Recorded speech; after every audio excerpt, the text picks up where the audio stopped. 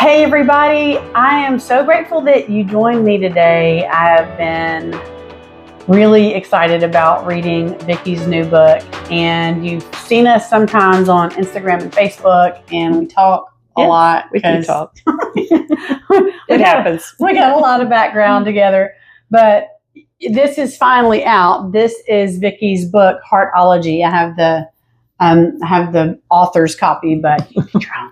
And like, I just hate, seriously, told her, I said, I feel like I got a new Bible. Like, I'm just reading through it. I've got so many notes in my little notebook. It's unbelievable. So, Vicki Kritko, thank you for sharing time with me. Oh, I'm excited. And I don't know if you can see this stunning art. Lean this way a little bit so they can. No, over here. This way? Okay. Look at this. She also is Vicki Kritko art. So check that out. Like, she's amazing. I swear she paints our souls. But there's a story behind the story, and I just want to jump right into Heartology real quick. So this actual word Heartology never existed before. No, well, I did see it on some. Now that I published my book, I noticed there was some from 1964 that were on there, and I was like, oh, but I didn't know. I did not know that it had ever been done or ever had. Because cardiology is like the study of the, ventricles and aorta and stuff like that. But heartology is like studying the human heart, like the heart of the human. Right. And this is neat. And it says, the study of the heart. An in-depth study of the spiritual heart. But like, I've got to tell you, let me just blow the lid off of this. This is not for people who are churchy folk. They might get a little offended by some of the stuff in here. If you've got a religious spirit at all, we'll fix. Get a copy because I'll help you. But also, this is like spiritual in a really deep way. And I love that you've crossed cultural boundaries in here. Mm-hmm.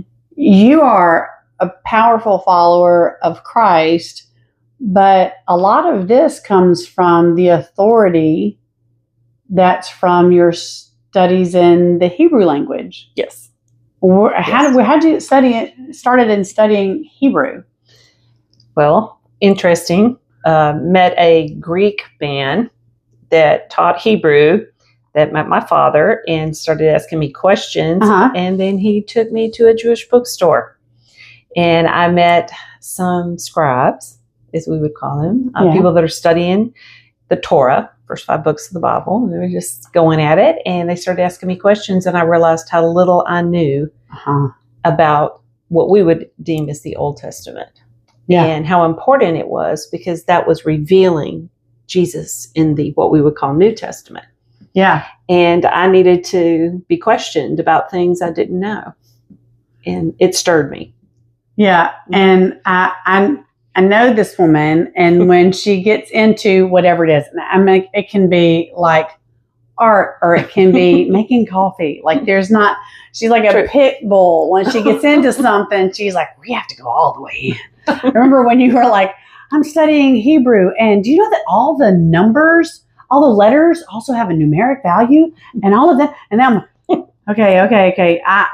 I can't go there. That's too much for me. Thank you for doing that for me. You're welcome. It's a lot. It is. It's a lot. But you've sifted through a lot of things, and you've sat with a lot of incredible teachers, and you've bought all the books at the bookstore. You had to roll me out with a cart. It was terrible. It is a lot, but you really kind of brought it down into like human being language. I can read. It's a real quick read. Mm-hmm. I already have called my mother and several of my friends. And what's funny is I'll find myself on certain pages. I'll turn the page and I'll go, oh, no. I called you the other day. This is really interesting. Yeah. So you have this story in here about fish love. Yes. Okay. Do you want to tell kind of a synopsis of the fish love story? Okay. So in reading and studying, the rabbis would always give me things to look at. And this was one of the stories, because they asked me if I really understood love. And I thought I did. Jesus Christ laid down his life for me. That's love. That's love. Yeah. And he goes, but you don't understand love. I was like, well, I thought that just was love. And so he said, read the story. And I started reading the story. And basically, a rabbi approaches a young man that's fishing. And he asks, young man, what are you doing? He said, I'm fishing. Why are you fishing? Because I love fish. And the rabbi's like, you love fish? He said, you're hooking him. You're going to drag him out. You're going to scale him. Then you're going to eat him. And probably put him on fire, right? So to that extent. And the guy says, yeah, because I love fish. He goes, you don't love the fish. The fish is meeting your need. Oh. And what I was good for a minute until right then. And then I was like, oh, man. Yes. And so because I work with pre-married couples a lot, I have the opportunity to talk to them about who is it that you love? Tell me about them. And I want to hear what they're saying love is. Yeah. And we want to identify those things. And during that process, I mention this sometimes because sometimes we're actually with someone that meets our needs, but to lay our life down for them, it's not going to happen. No.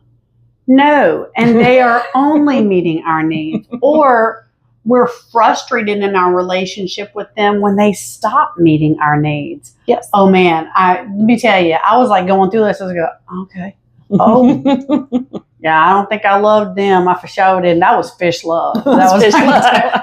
I was like, real good.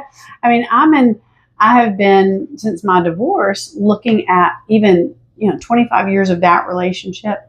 Well, interestingly enough, we're more in love now than we're more living as love. Right. Now that we're divorced than we ever have been ever. And like we would give anything for one another. It's not, he doesn't meet my needs and I don't meet his needs, but like we are genuinely care. And sometimes that I love, and there's a line in your book. It's like, sometimes they come from premarital counseling and they decide not to get married. And I find that a victory. We won. Because just because you're meeting somebody's needs, just because you have come together and you think that's what marriage is going to be built on and you feel good about it, when you start really seeing what love truly is, to lay your life down, that you actually see it as a privilege to love somebody. Yeah.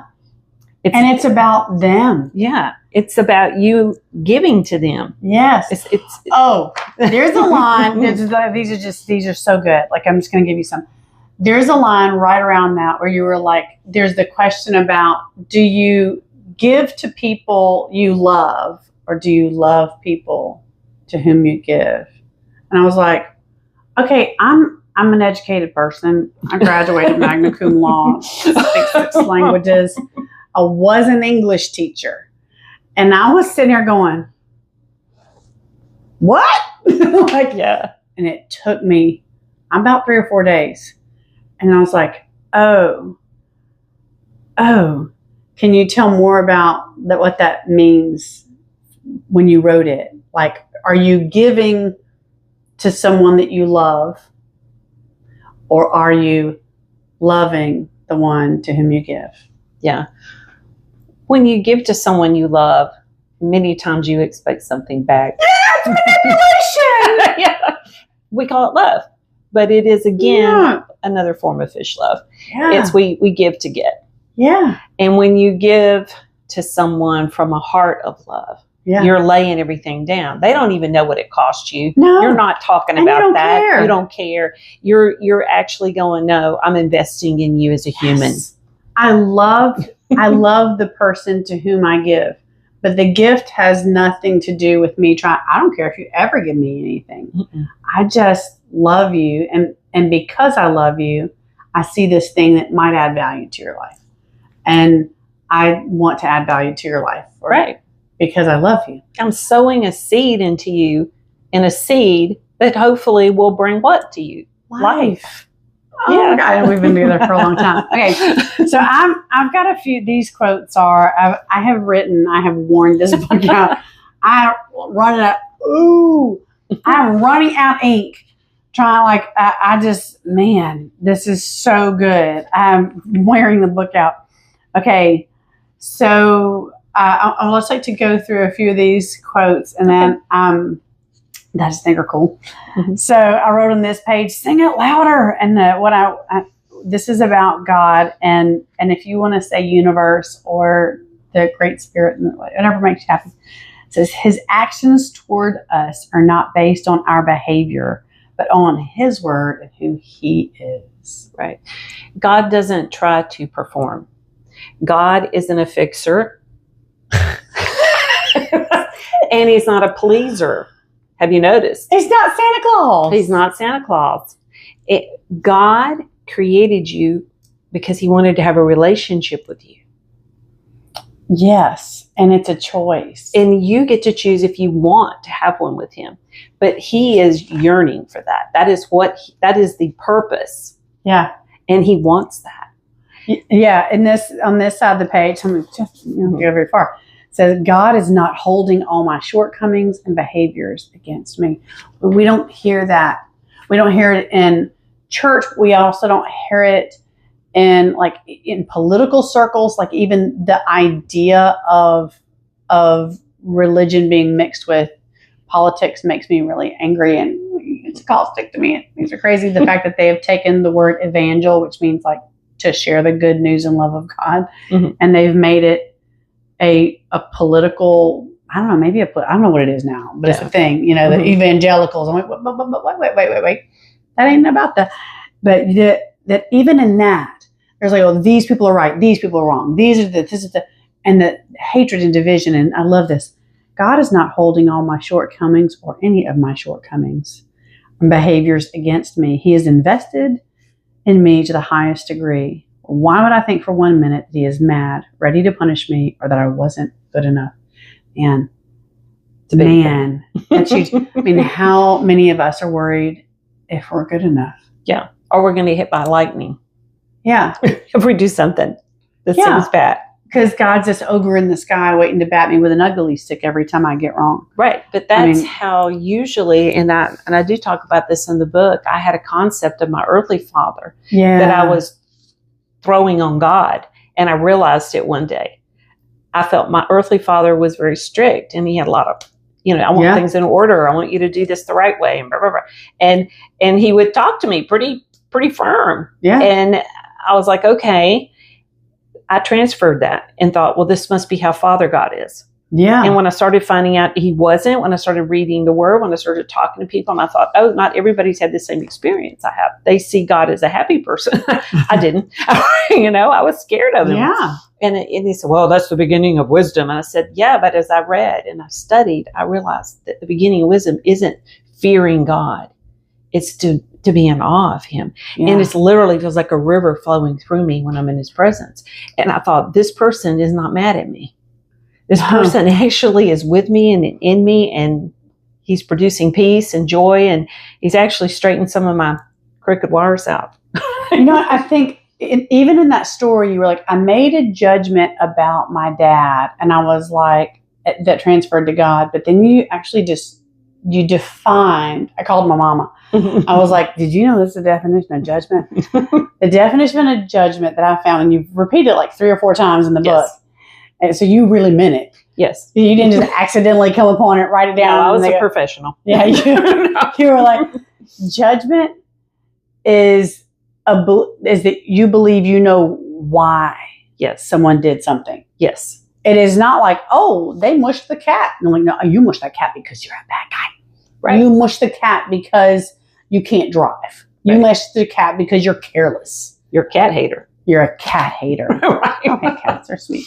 Yeah. But really, the idea that judgment is about why someone said or did something. I was like, oh, that it just took the knot off of the end of that thread, and it made it easier for me to kind of pull it out of places in my life and going, oh, well, if I take the why out of my diagnosis of someone's action, and I just see that they did it, then your antidote for that, which is this book is so practical, that your antidote for that is ask them. Ask them. Don't assume. We all know if you assume. Well, yeah, there's things like that. No. But I finally learned that when I would start asking my dad why Like, why did you say that, Dad? What were you thinking? What was this based on? Instead of assuming I knew, I found it had nothing to do with what I thought. Yeah. 99% of the time. Let me tell you, I got a couple relationships. I got to go. If I call you and I ask you a question, you just need to know that I'm trying to learn. I'm learning. I'm in a process. There's so much. I mean, like that page alone, I could just sit here and just keep going. I have this page at the top of the page. I wrote, and I love this. Okay. We're going to go there. So this is the quote, when you see issues from a place of victory rather than a place of trying to get victory, you are not easy to mess with spiritually or emotionally. Wow. Yes. I'm going to ask you something. Okay. Go ahead. How do you know? Because victory comes from a battle, and you do seem to have a lot of answers in here. And for someone who has all the answers, and your name is your name is Vicki, but it's really Victoria, which is the victory, right? So, what I work a lot with teenagers, and so like my teenagers would be like, What's your skin in the game? Like, what's your street cred? How do you know about healing a broken heart? Sure, you give counsel, and yes, you study with rabbis, and you got all this stuff, but you kind of look like you got it all together, lady. Oh no, no, a lot of brokenness, a lot of not having the answers, a lot of learning that it's not my job to fix things. It's to trust God and what He said about me. Did you stop saying that part? Like, stop saying that. I am not a fixer. We could get a t-shirt. But really, honestly, I think it even came deeper than that. Years ago when I lost a son, and there was no coming back on this one. Like, how do I see the loss of life as a victory? And I had wait, stop. You lost your son. Yes. Not easy. I remember. Yeah. I'm not going up together. Because I grew up in your household at that time, and he was my partner in crime. Yes, he was. And a good one at that. He was a good one. I love John. And at the time, many years ago when I was in college, I lived at your house and rented a room out of your house. I somehow got stuck upstairs with your oldest son as like my nearest roommate. And he was like 13, 14 years old. Cruelty. But it's okay because I had John, and he was a younger son, and he was my ally, and he was my partner in crime. And we pulled some serious pranks on Warren. Yes, we did. You did. He was, if you've ever met Warren Kritko, he's a little flinchy right now. We did that. Oh my! So we were good, but yes. I miss him, and I miss him so bad. Oh, I can't even imagine. Like, that's tough. My heart died. How did you survive? Well, the first few years you're just numb anyway. You don't really survive. You're really more like a zombie, of just putting one foot in front of the other. But the truth started hitting me. I said, how can I see the goodness of God here? Because it's the goodness of God, His kindness and His goodness that does what? It changes how you think. Yeah. And I was like, okay, Lord, how can this be good? And He said, well, you're learning to trust me with something that's very valuable now. Oh, man. And I had never looked at it like that. I had looked at it like, well, I tried to raise him from the dead and that didn't work, and everybody said, well, if you couldn't do it, it couldn't be done. And I'm like, oh, come on. You just go through all this stuff. You can be just totally crazy at times. And by all this stuff, is self-hate in there? Oh, yeah. Oh, yeah. Not good enough. Blaming yourself? Oh, yes. And not being good enough? Right. Oh, all of it. And it was just a different level. And God is mad at me. God's mad at me. That's why I'm being punished. Right. Or then you start judging the person and you go, well, what did he do to deserve this? He's a man. I mean, like maybe he did something. And you go through the book of Job, and then you blame yourself, and then you blame the doctors, and you blame anybody that walked in the door because it had to be some of their fault too. And then God flashed me back to that night after John had passed, and his nurse came to me. And his nurse said, I am so sorry I failed you. I'm so sorry I failed your son. And inside of me, right at that point, God welled up and he said, he's not a failure. Tell him. Yeah. And I said, I'm going to tell you something. You are not the creator. Life is not in your hands. You're a helper and you helped and you did well. Yeah. I said, but the fact that my son chose, because I feel like it is a choice. A lot of people don't realize this, but when he was in his bed, he had just gone through a stroke. So the English wasn't really great. Young. Yes, he's 29. Well, yeah. And so when he sat up in the bed and he said, oh, Lord, I love you. It's like he saw him right in front of his face. And he had a friend standing there with him, his fiance at the time. And she said, and then he fell back in and that was it. And I just went, wow. Well, I know the word. The word says the pure in heart. Well, John was far from pure in my world. He's a boy. He's just a young man, Again, partner in crime. Partner in crime. But it's not how anybody would have judged John. It's because he had a Lord and Savior. It's because he took all the judgment off of him. It doesn't have anything to do with your behavior. No behavior. Behavior does not equal identity. We don't earn and deserve it. No. Mm-mm. Oh, yeah. That whole identity chapter. Yes. It's a big one. But when you grab a hold of that, then you start really sorting out all the lies, because they were all just lies. And I had to start, I want truth. And God shows up with truth because he is truth. Yeah. Prince of Peace, he showed up with peace. And he sorted things out because I chose to sit down and talk to him about it. Because I trusted him, even though I didn't understand why everything happened. And sometimes you don't know why. No. Sometimes it's... Especially at the time. Yeah.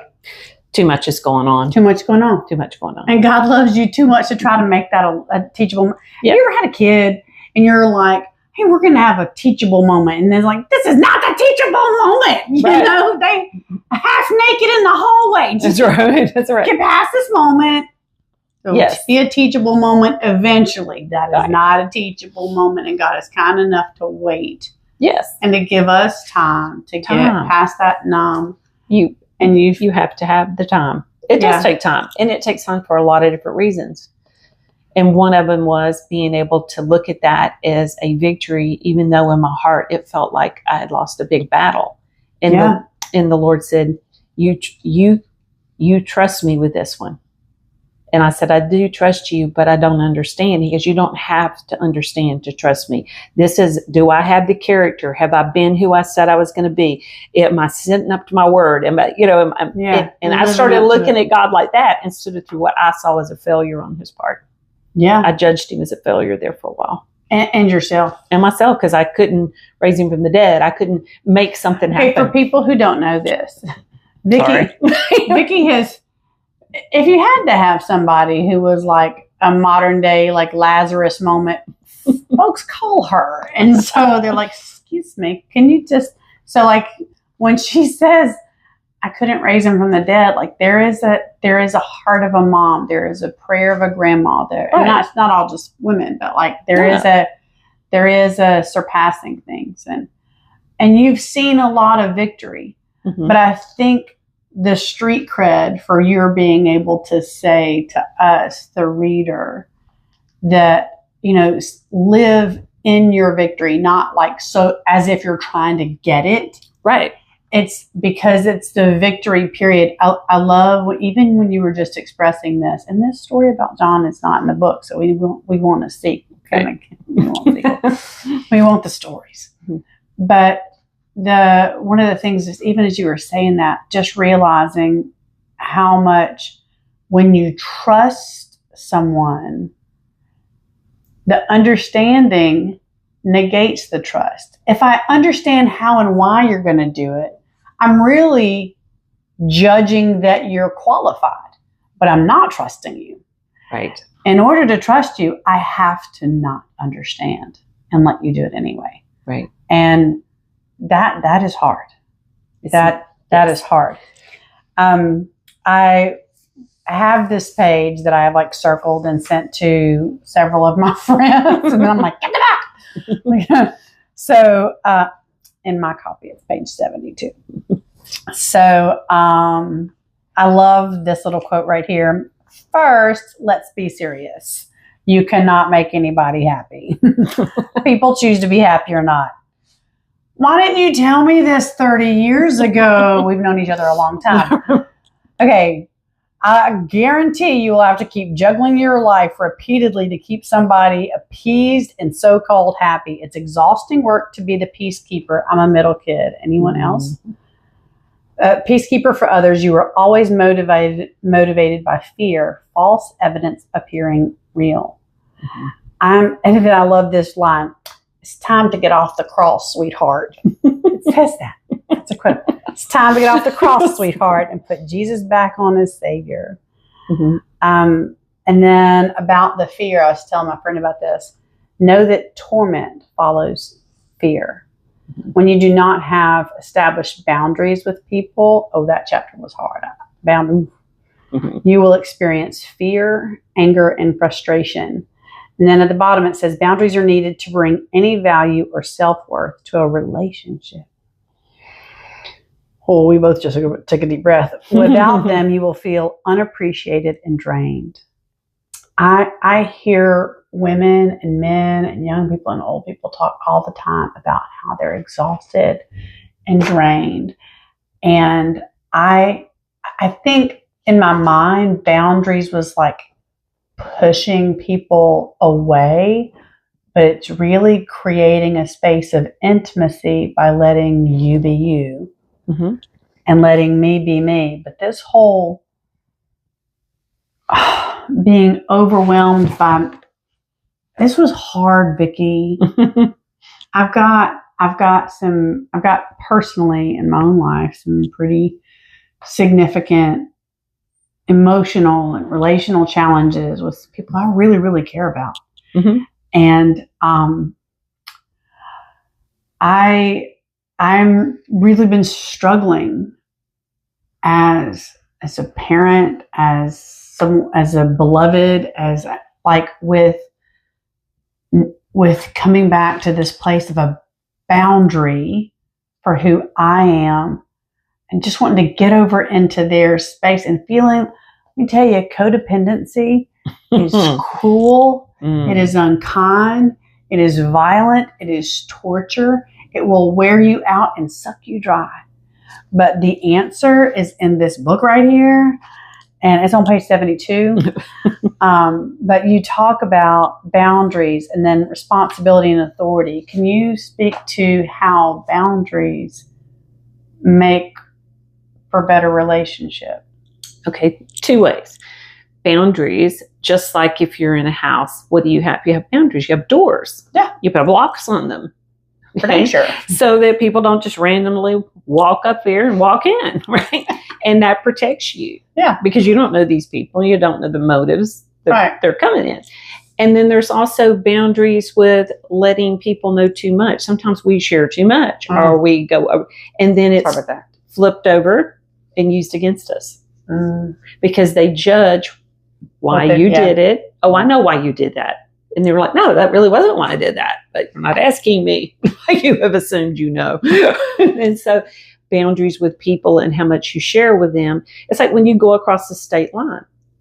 You know I love that. You see those little dots on the map. You don't see them, but you know you're in somebody else's territory because you just saw a sign, welcome to Alabama. So now we got to operate like Alabama. But Alabama allows things that they don't allow in Georgia. And you need to know, who am I dealing with? Oh, that's so good. Even right here it says, there are even unseen boundaries with others that you feel when you get too close to them, and they naturally shrink back away from you. I just want to say this. Okay. Hello, folks who are also dating past their divorce or in adulthood. Grown-up dating is freaking weird. And nobody, and all the things I see on TikTok, Instagram, and all the social media, and they'll be like, oh, if they don't text you first thing in the morning, they don't love you. Oh, if they text you last, and I'm like, what? Is there a code? Can somebody, remember the cereal box? I want the magic decoder ring. That's right. And it's all bullocks. It means nothing. It's not true, and it's not based on truth. But this was really helpful. If someone is naturally shrinking away from me, then I am not respecting their boundaries, or I am not holding mine, or both. Yes.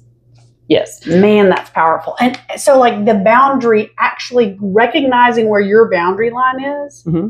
and being able to protect mine and be real about it. Right.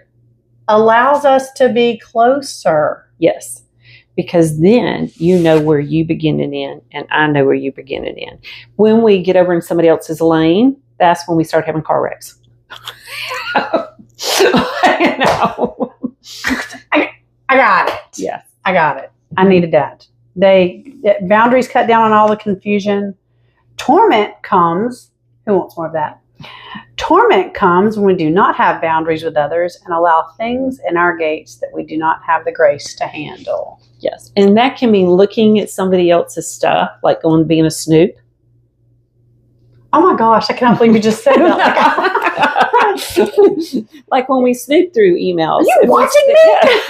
If we snoop through stuff, and then we're like, with our kids, yeah. We've all snooped in the room and then found something we didn't know what it was, and then we judge, and then we feel, I need to confront them. Oh my gosh. So I'm not saying that God doesn't sometimes speak to us and tell us as moms, hey, something's going on here. Yeah. I'm not saying that.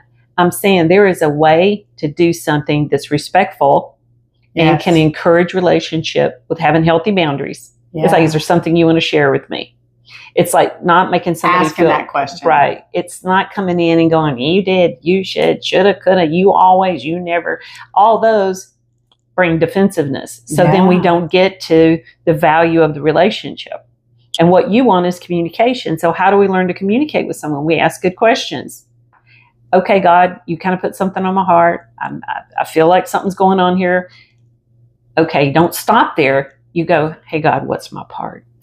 So I think this is really cool because the book, Heartology, and it definitely is a study of the spiritual heart, but this stuff is practical. Yes. This is parenting. This is romantic relationships. This is people who are in your workspace. These are people, these are dreams and visions. Oh, you talk about the dream killer. Oh, that's a whole different page. Okay, I'm flipping to this page, 92. I just need you to know that. Can we just say it together? I have to read it later. Okay. Oh, fixing isn't a fruit of the Spirit. No. It's so disappointing. I was so good at it. Mad. I was a professional. I'm so mad at you right now. How are they fixing isn't a fruit of the... No, love, joy, peace, patience, goodness, kindness, meekness, gentleness, and self-control. Yeah, fixing's not in that. Mm-mm. But it's yeah. Fixer. Man. Kritko? A tad.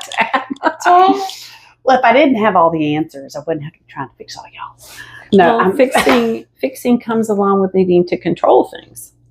Because when we control things, we usually feel what? Like we're in charge or in power. We have power back. Just stop talking. And then when we realize that whatever we fix, then we have to juggle and keep it going. And we don't have the authority and we don't have the responsibility. That's another chapter, because that's where grace is something when God has given it to you to handle. Mm-hmm. He gave you the capacity for it. So you have in your toolbox whatever you need, and you have the authority to do it, and you have enough responsibility to do it. And I'm like, well, wait a second. There are a lot of areas I've got my hands in the pies in my life where I'm like, clearly not my responsibility. I have and I don't have anything to work with. Yeah, not your lane.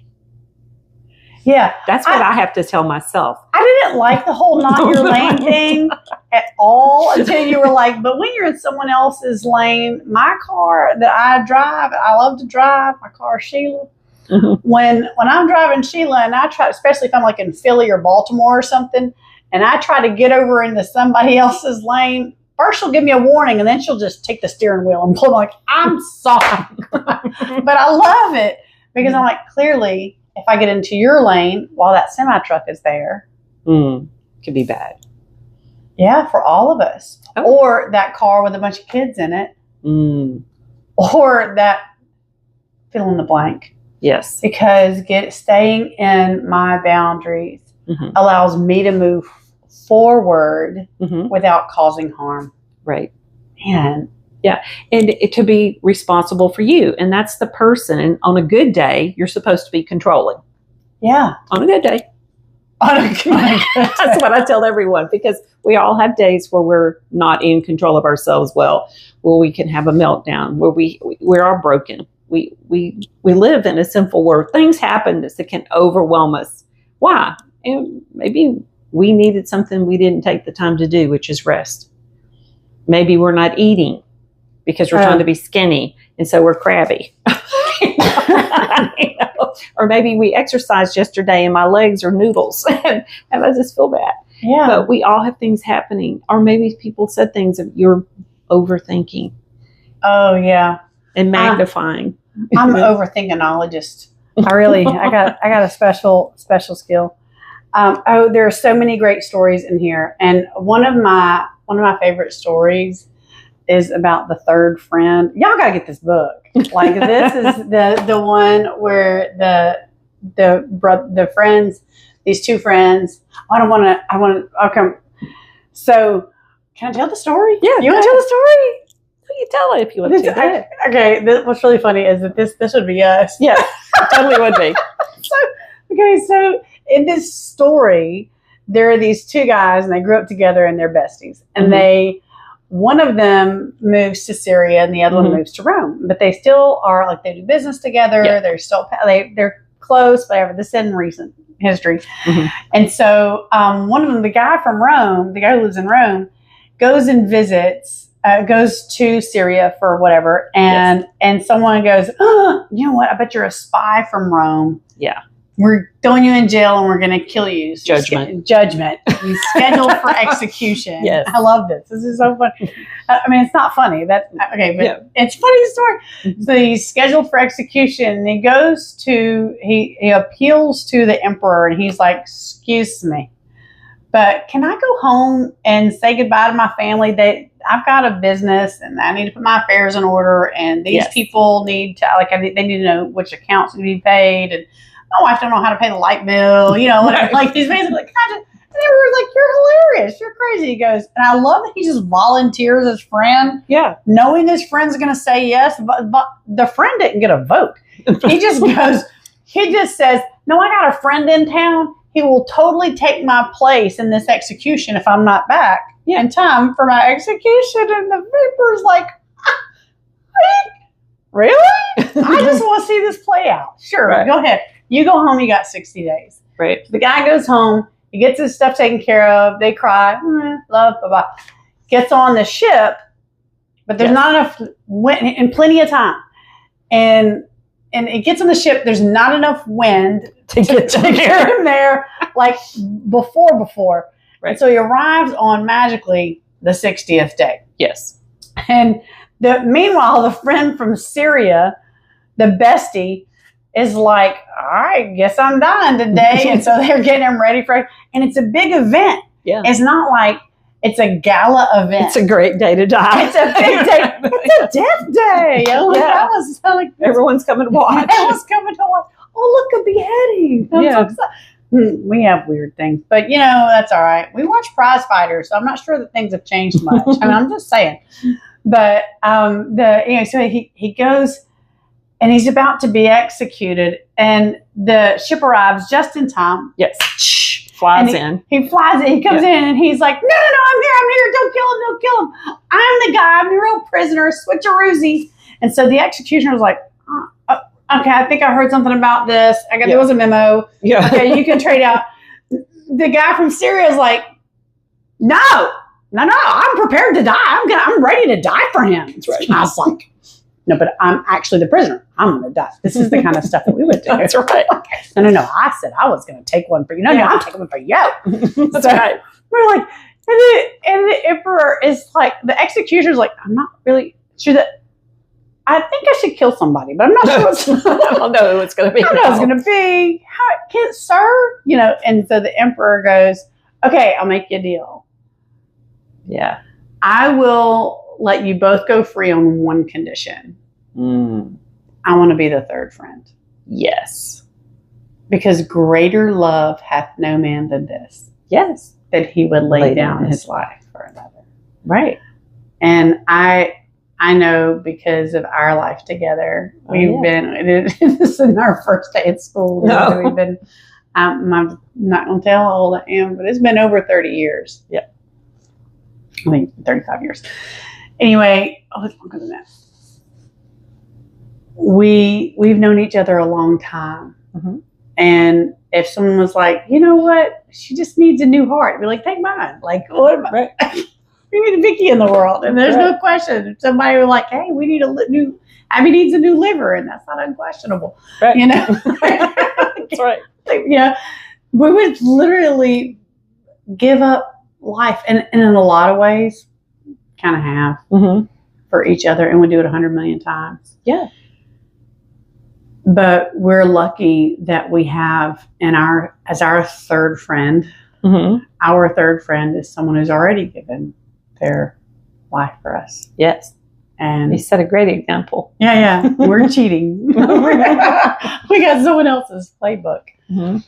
But this whole book, all the principles here and heartology, and it's so much bigger than just these little snippets that I'm sharing. I mean, from fish love to the third friend, it's so relatable.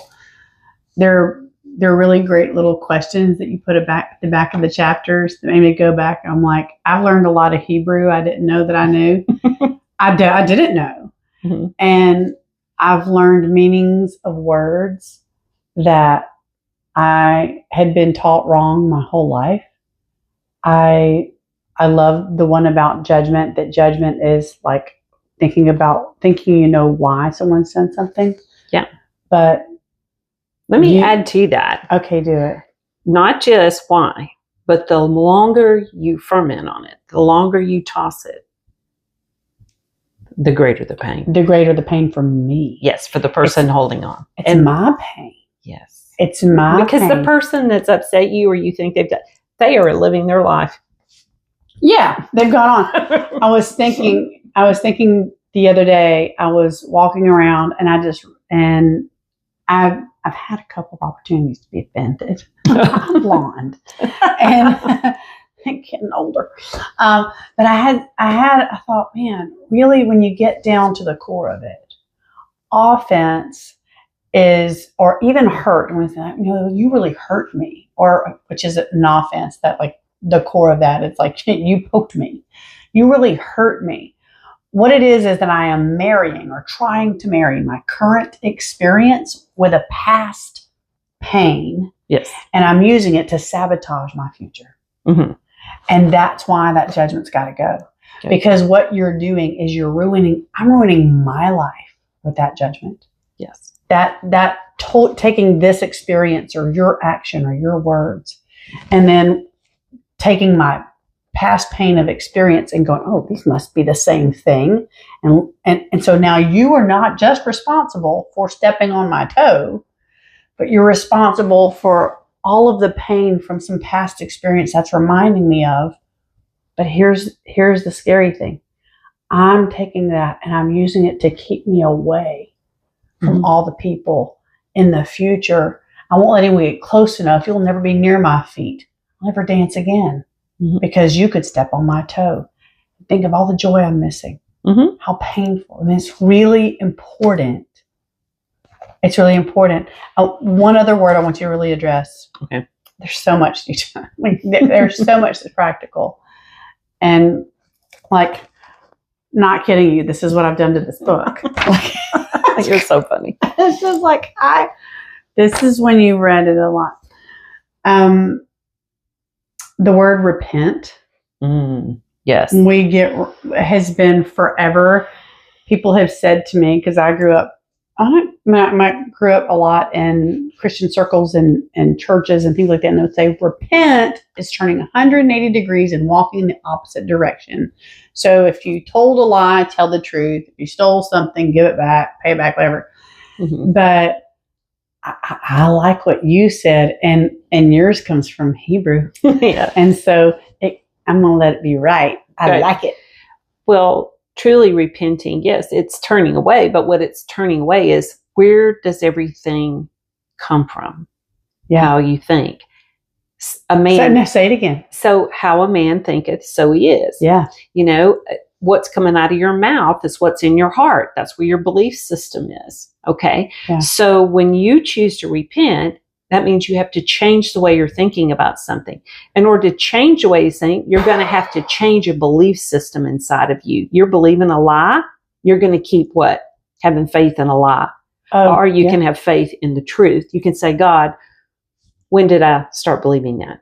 And address it. Just have a conversation. It's like he's wanting these conversations. So you live in a changed mind, the mind of Christ versus the mind of judgment. And you replace that lie. And one of the things that you mentioned where it talks about repenting and actually bring it up several different places. And it's so practical and it makes sense. You talk about looking at what lie caused this belief or caused this hurt. Like there's somewhere in there, because we're not, at one point you were talking about something like jealousy and you're like, jealousy is really fear. And I was like, no, it's not. It's jealousy. No, it's really fear. Fear that I will not have what they have, or I will never become who I need to become, or that I have to compete with them. It's all a lie. Right.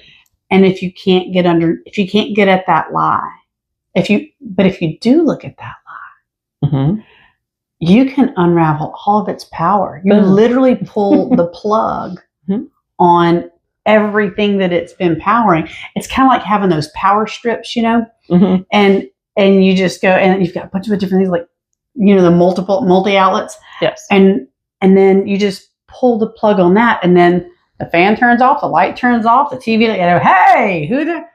And the evidence is there's no power to all those things because you uprooted that lie. Right.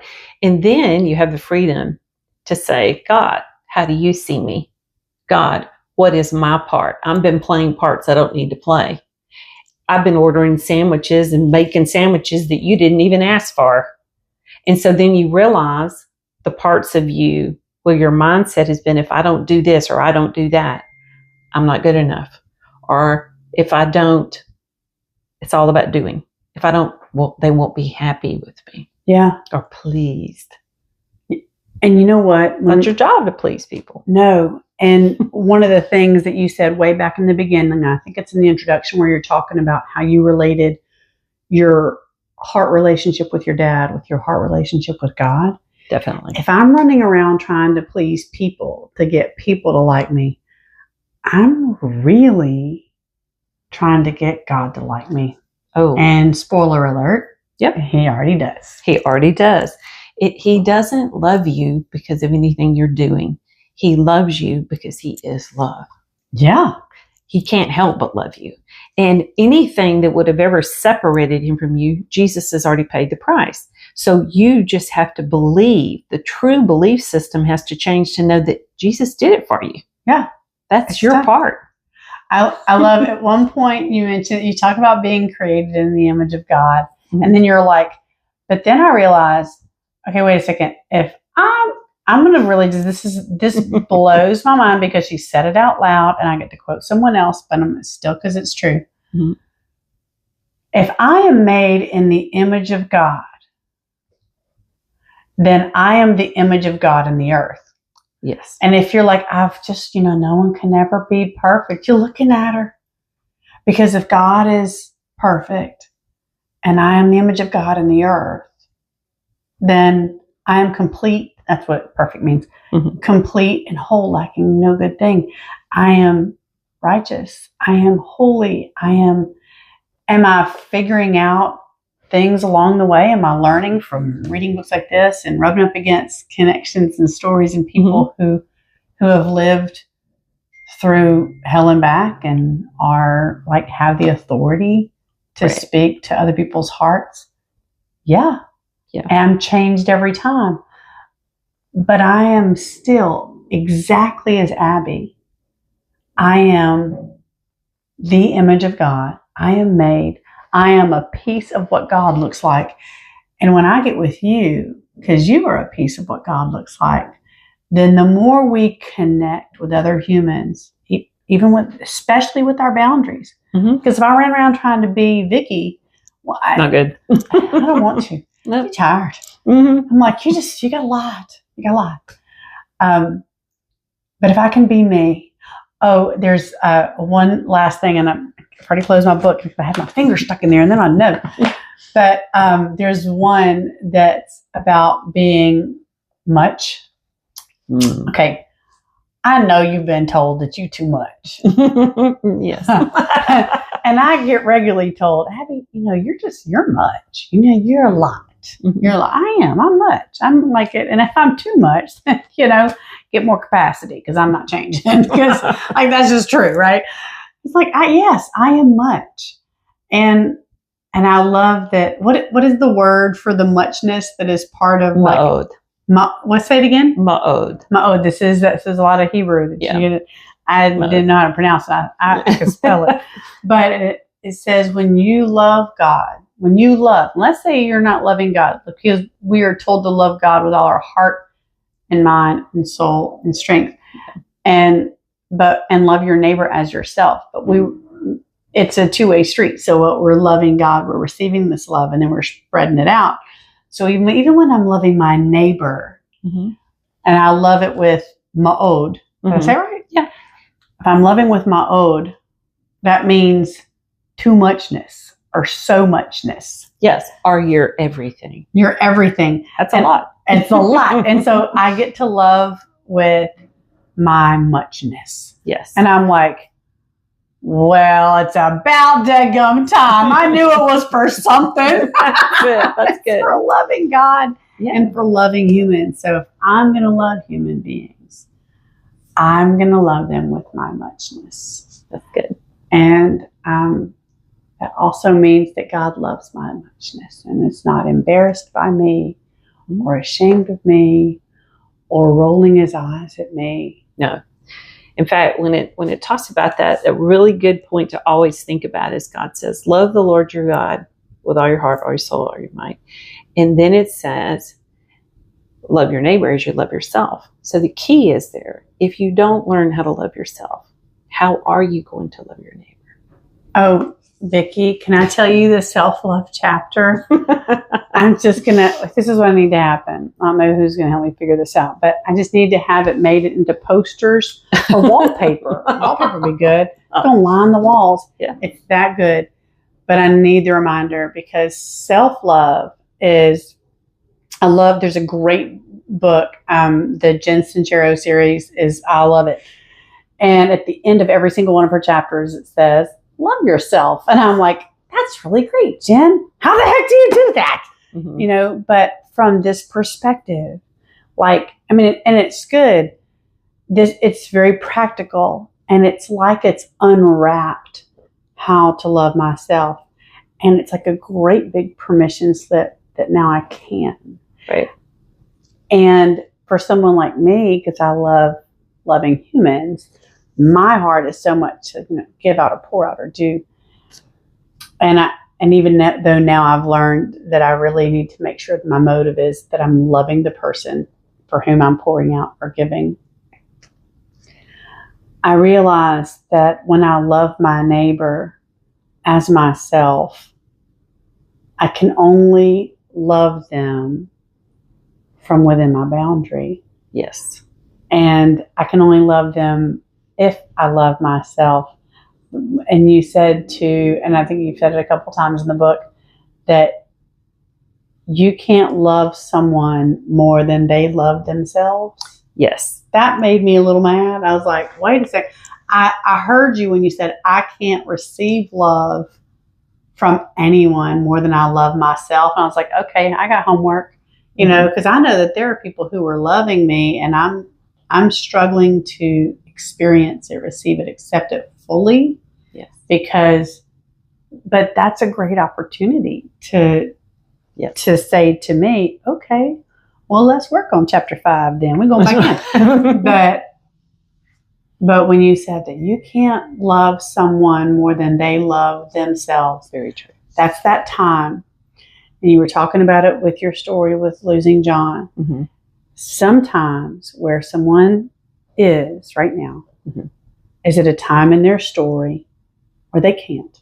They can't. And there's not enough of me pouring or pushing or sharing or oversharing or trying to wrap them up in my love that's going to make anything happen now. No. In fact, that's why you always need to ask God, what's your part?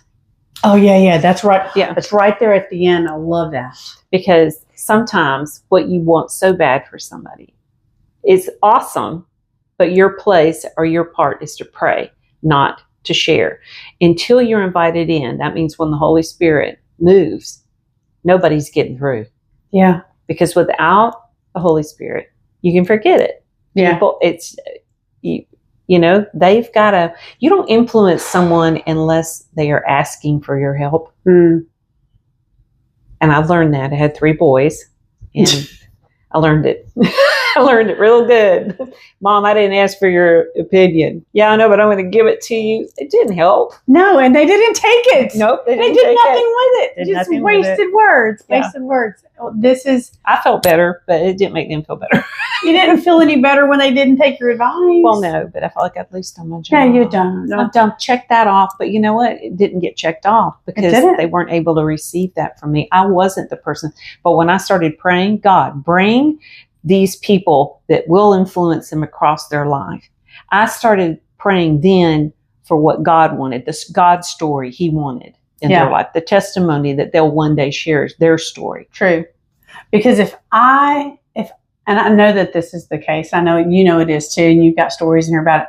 If I am the miracle, the message of grace, if I am the light in someone today, in someone's story today, then that means that the story over here I cannot touch, that I got no control over, that I want so bad to be able to help or fix, which is not a fruit of the Spirit.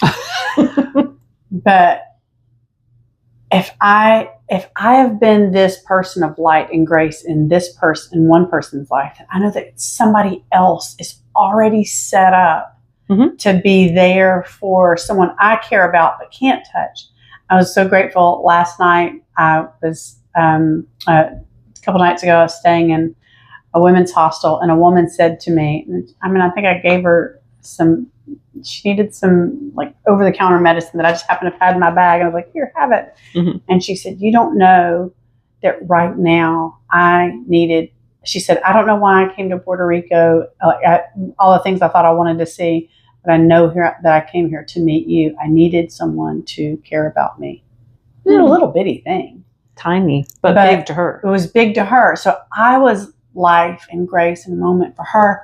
And yet here I have this situation, this issue in someone's life. I can't touch it and I can't help it and I can't make it better and I can't anything. I have no authority. I've not been invited. I don't have influence.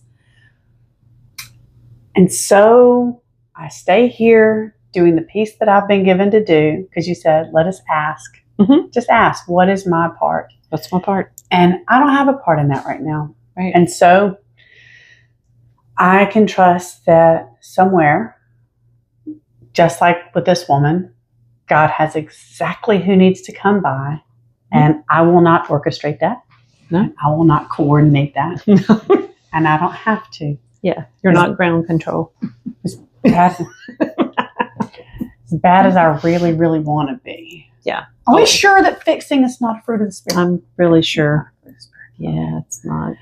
Vicki, thank you for sharing so much with us in Heartology in this book. Get your copy. It's on Amazon right now. Yes. It's under Vicki Kritko, and it's also under Heartology.